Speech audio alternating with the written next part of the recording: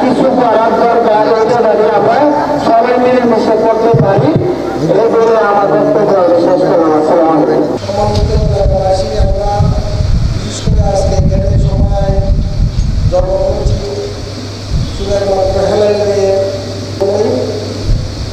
আমাদের সাবেক কাউন্সিলর ছিলেন এবং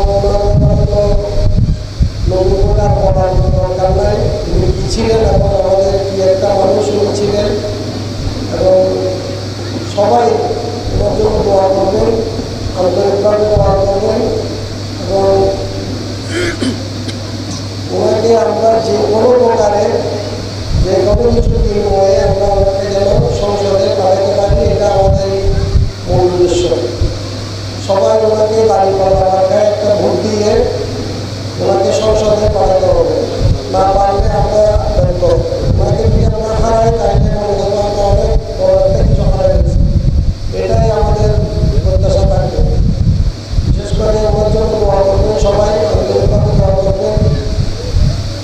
যত উদ্যোগ করেছে ইনশাআল্লাহ সব কাজে আমাদের সবাই আন্তরিকভাবে আসে এবং এই আশাটা এই যাওয়া আসা যাওয়াটা আমাদের যেন থাকে, এই আন্তরিকতাটা যেন আমাদের থাকে।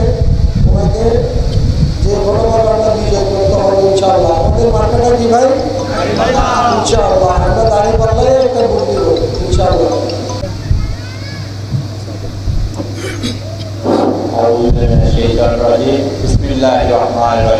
আসসালামু আলাইকুম ওয়া রাহমাতুল্লাহি ওয়া বারাকাতুহু। আজকে আমরা হেরালিবের জন্য সবাই এসেছি।